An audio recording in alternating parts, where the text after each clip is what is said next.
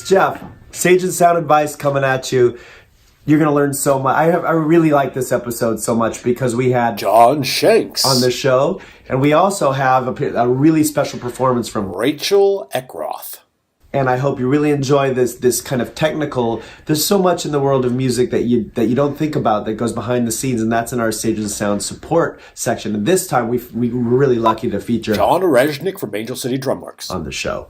So I hope you really enjoy this because love will keep us together. All right. Oops, that's not how it goes.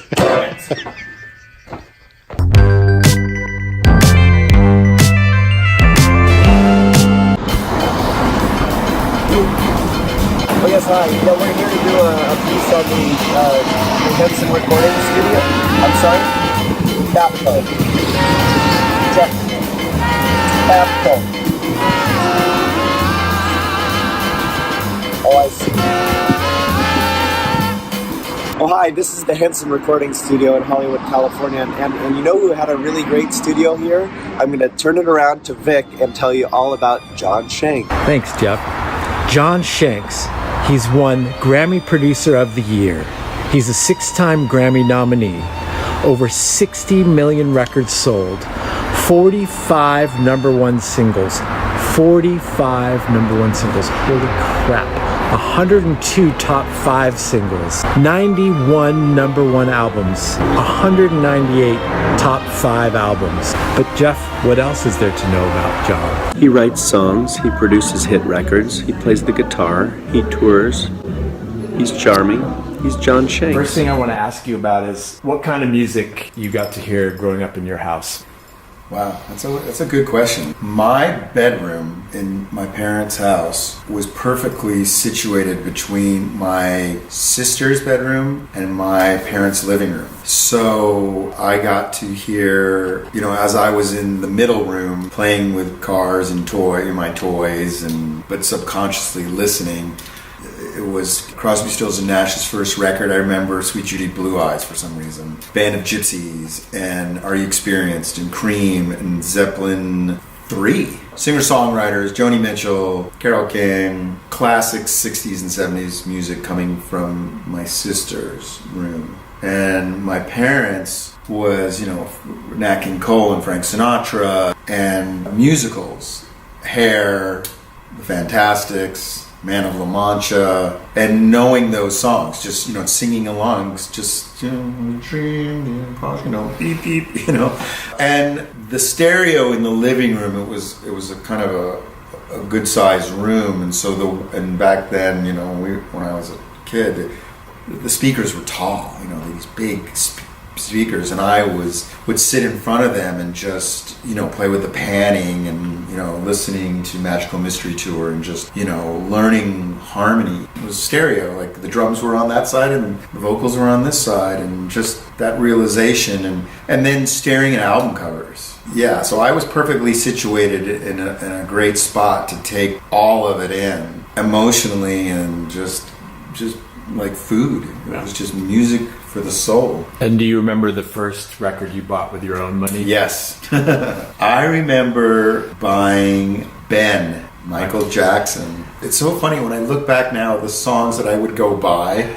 it really makes a lot of sense of who I am as an adult. All by myself.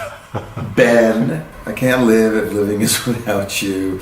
These just kind of unrequited love songs, and at 8, 7, 9.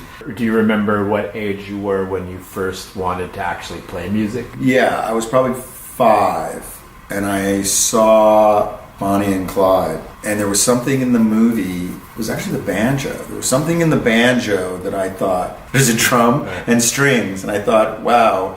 And I just love that kind of finger picking. My mom was great. I took banjo lessons for a bit, but it didn't take. My brother played piano and went to Juilliard eventually, and he was more schooled. And I would just watch his hands and mimic. I'm a pretty good mimicker, but I never really took lessons. I understood this was middle C, and so even to this day, I'm very major, minor, kind of. I can play piano, but I don't know what I'm doing with everything. I don't know if I equate that to laziness and discipline or childlike curiosity. And I try to lean toward childlike curiosity, where that the innocence of just attacking something in a simple way, fake it till you make it, and mimic people, and just kind of, it's more, I've always been like melodic, and there's something about keeping it simple for me when I'm writing that helps me connect emotionally to the lyric or the melody or the song. So when does the guitar come in? It's interesting. The guitar came in because I couldn't really get to the piano, and I tried, and I would literally get like, knocked off the stool. There was an old guitar in our house, an old mahogany Martin with a slotted headstock, and I remember seeing the Rolling Stones movie, Get Your Ya-Ya's Out. Maybe it was Altamont. There's a couple spots in the movie where they're recording Wild Horses and Love in Vain and Brown Sugar, and then I started listening to Let It Bleed, and then started listening to Rubber Soul and Simon and Garfunkel, and it was the time of Cat Stevens and James Taylor, and I was in. So the acoustic became where I started. And even though I loved Zeppelin and Pink Floyd and the Beano record of Clapton, all the usual, and Jeff Beck, and that was later. The acoustic was great because I could go off in my room, close the door, dive in, play along the record, try and figure out chords, and I don't even know if I was taking lessons then, not till later. But this was probably 10, 11. You have your first road gig as Tina Marie, is that right? Yeah. At like 17 or Yeah, something like that? a little bit with Tina Marie. That's really young.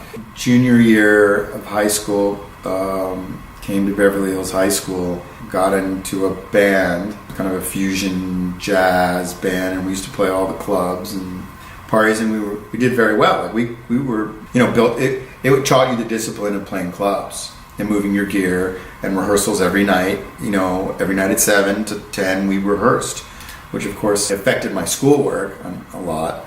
But I was in a band, and I was grateful. I wanted to be in a band. And playing to 3 people on a Sunday night, and Madame Wong's East, Madame Wong's West. To get to the Roxy, to open up for people was a big deal. And Line 1 was the name of the band. In school, Tina's sister, Jill Jones, who played with Prince, she's the waitress in Purple Rain, and she was like, you need to meet my sister because she's holding auditions for her band. I thought, okay, and they sent me the sheet music and cassettes or something.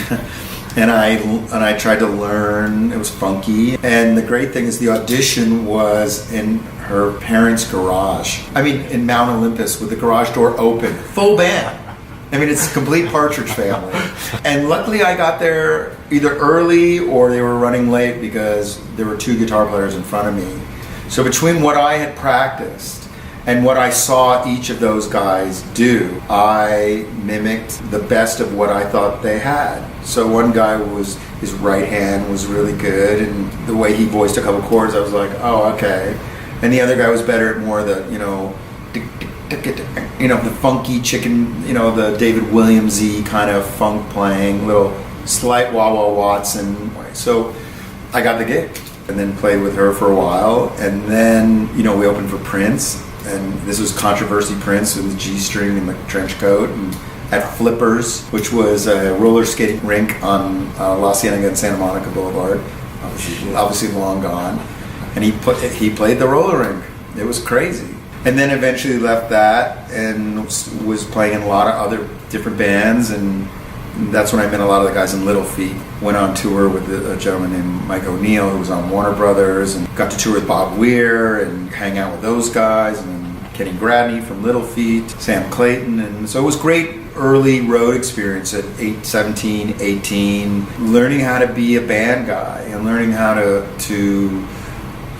sit in the pocket and stay out of the way and compliment the singer, and things you can't teach just playing off of records, I went to GIT right after I got out of high school. I was at the time the youngest kid to be let in. Where my mom was super supportive is I came to LA, I didn't know anybody, drove me down to GIT, and we walked in. I wanted to take lessons. And they were like, listen, we don't give lessons, it's a school, and you have to apply, and he's too young, and but maybe there's somebody here that'll teach him, And there was a guy in the back. They're like, there's this rock dude in the back. And it was, at the time, it was like Joe DiOrio and Ron Echte and Joe Pass and Don Mock. And there was a guy in the back who was like the rock guy, and his name was Steve Lynch. And Steve Lynch started Autograph, the band Autograph. He took me on, and for 3 years I was Steve's guy, and somehow managed my parents to let him be my babysitter when they would go out of town, and Steve would stay at our house. Wow. But Steve had a double neck, a Gibson. I'd never seen a Stairway to Heaven. He had a real Les Paul. He had real good Strats, and it was an amazing guitar. Still is a great guitar player, but a great teacher. Really, great teacher. Now, back then, it was also LA was great because you could. So after rehearsals, I would go to GIT during the day, have band rehearsal, and then after band rehearsal, I'd go to the Baked Potato for the second show, and you'd see Larry Carlton all the time, or Lukather, and Picaro and Robin Ford. Those were like my guys. And then every Monday night, which is now called the Viper Room, it was called the Central. Buzzy Featon and Neil Larson used to play every Monday night. So when I'm 17, and I go into the Troubadour to see my buddy play, and there's Michael Landau playing, and you're like, oh man, I gotta practice.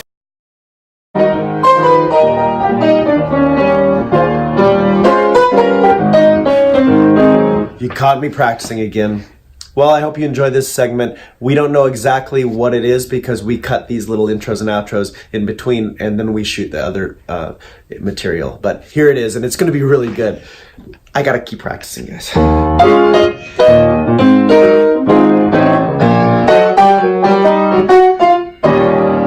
That's a hit.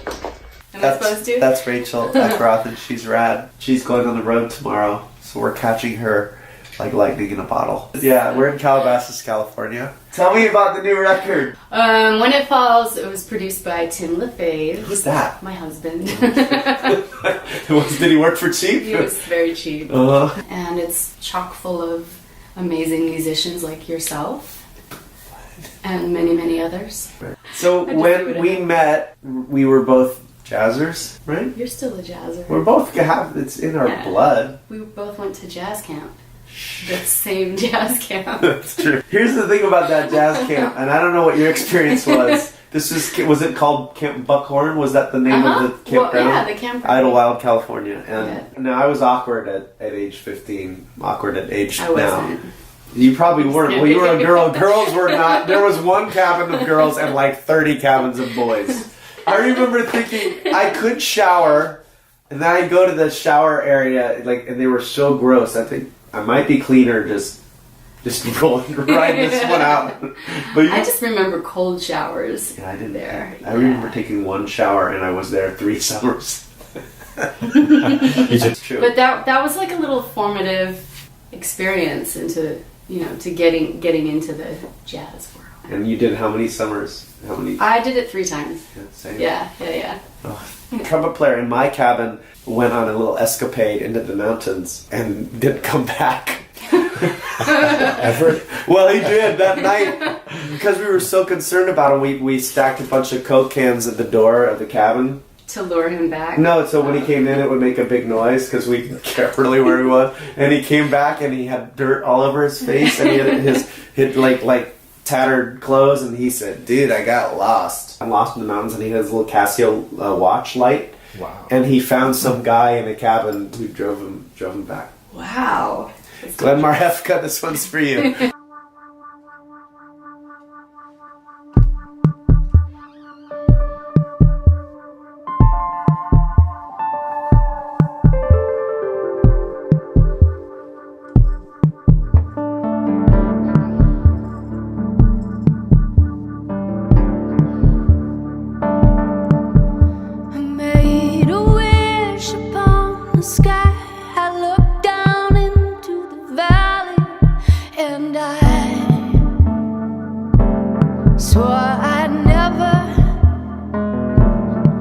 Never say your name. You're waging war, I'm dancing around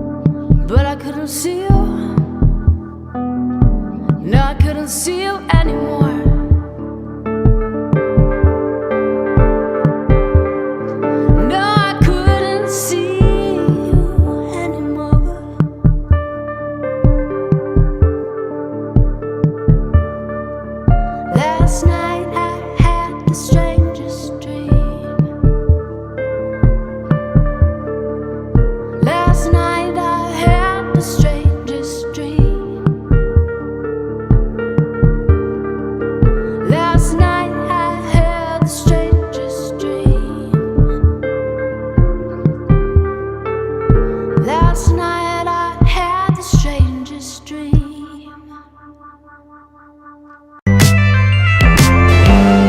The folks on the fringe, the tricky dicks that make it tick. Behind the scenes, the men with means, the mean Joe Greens. This is Sage Support. Today we visit John Oreshnik at Angel City Drumworks to find out about how the world's top drummers get set up. I eat lunch. I do cartage and teching for the world's greatest drummers, including Victor and Drizzo. And we bring drums to studios for producers and recording projects and tune them and make sure everybody's happy. Cartage is basically delivering the drummer's gear to the studio, setting it up, tuning it, getting it ready, and then bringing it back home and putting it away. So each drummer must have a very specific way of setting up their stuff. How do you go about learning that? It's more of a matter of learning how uncomfortable I feel behind each person's kit. Like Victor's a good example. He likes his hi-hat way back towards him, so he's kind of playing back here.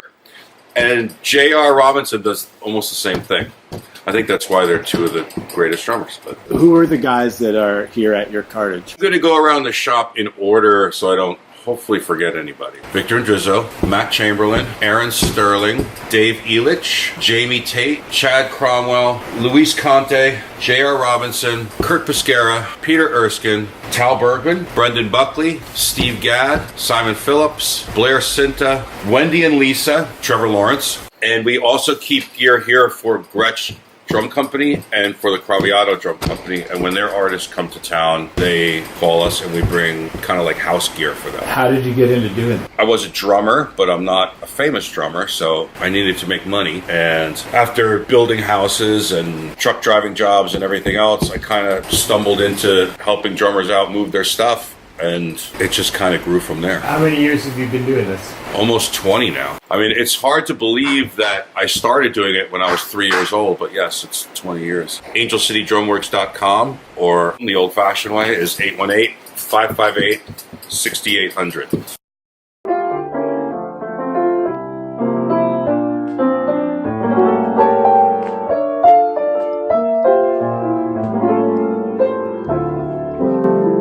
Hello, I am Jeff. This is Sage and Sound, and Jim Mooney, James Mooney, he built this place on rock and roll.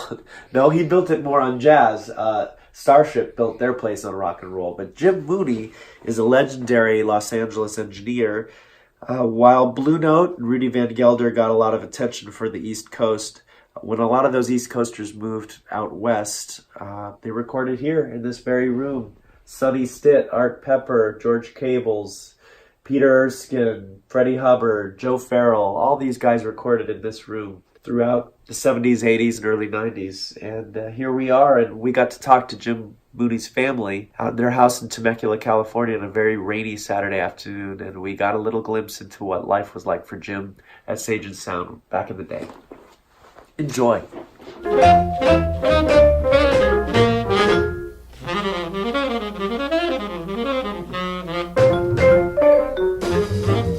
Actually, Jim learned how to do engineering from going to television store in Burbank, North Hollywood actually, on the border. He used to go there and bug them until they let him record. And he finally learned, and then it's going to really sound crazy. He built on a little recording studio on the back of the garage. And he used to have musicians come in and he'd record them. So he was honing this is when we had, what, was that a 4-track or a 2-track? And he even had a little window and all that. And we even had Ravi Shankar in there in the session. And it was very interesting, all of his musician friends. How did he get the word out that he was recording? Oh, he would tell all his friends he'll record them for free, and then he went to at Glendale College in the music department, and he recorded the people who wanted to. There he learned how to handle people because there was a pianist who was a little temperamental and a singer who was temperamental, and they would get into an argument, and he learned how to subdue them. There's a lot of that, and the engineer that taught him also taught him how to handle people and set them at ease and such. How long did it take him before he wanted to have his own place, and what was Okay, that what process? happened is he was working in Hollywood at their Sage and Sand recording, which was on Selma on the upstairs place. And one night they had a group of people they were supposedly recording who ended up robbing the people, but Jim was not there. He was supposed to have gone in, but he had to work at Western Electric, was where he worked. We went up to visit. You could see the fingerprint stuff on the walls. I said, Jim, something's happened here. And sure, the guys were really badly wounded. And so the owner, it was bad. They stabbed him in the back and stuff. The owner was an elderly gentleman, Fleener. Woody Fleener. Thank you, Don. He was in a wheelchair from that point on. Oh my gosh. Yeah. Anyway, their lease was up on that Selma address, so Woody told Jim to find a place, and if he finds a place and fixes it up to make the aisles big enough for his wheelchair and all. They did. Don and his dad that year, he was 14. I think you guys built it in 2 months, didn't you? And they had before I had to go back to school. So it's summer, during the summer must have been. Yeah. And boy, did they get strong. And Jim lost a lot of weight. He looked real good. Was that a fun summer for you? It was an awesome summer. I remember just handing him nails, basically. It must have been so fun bonding with your dad and seeing his dream come to. I mean, I would think that was incredible. Yeah, absolutely, it was wonderful. We both hated Rod Stewart, who came out with Maggie May that summer, and we played on the radio. We both cringed, I like Rod Stewart now. You're right. And they would sit there and look at the framework through the place and discuss the building of it, right? How did you think about him starting a studio? I was for it. We had to sell our home so that he would have money to... After Woody was injured and he passed away, his wife asked Jim if he wanted to purchase either the publishing or the recording or both. He chose to purchase the recording end of it. And so that's when we sold our home and bought another house in Burbank on the VA. You have to do what you have to do.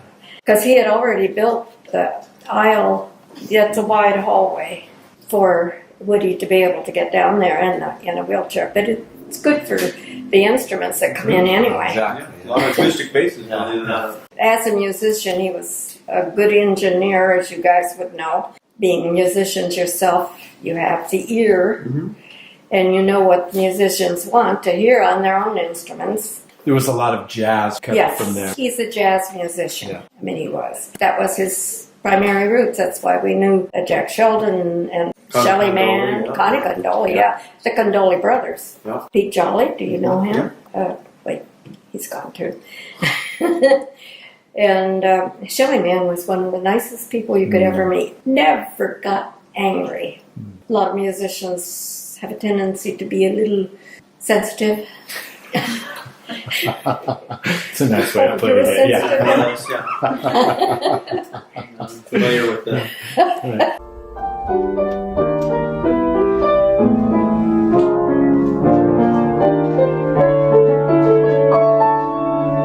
That's a soothing, what we call an outro in the business, to this episode of Sage and Sound Advice.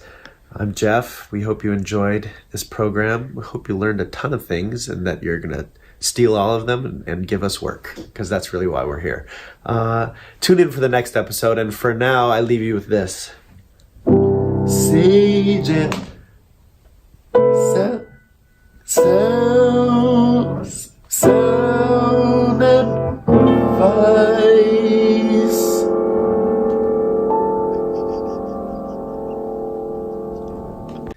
I'm on the hit parade. You need your coffee.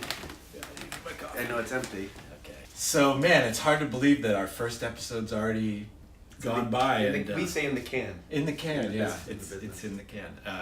I learned so much. I learned a lot from John Shanks, really about not giving up and having that drive and just a love of music. Still. And just wait till you see the other parts that are coming up in the next episode. I can't wait. When am I going to see that next episode? Well, soon.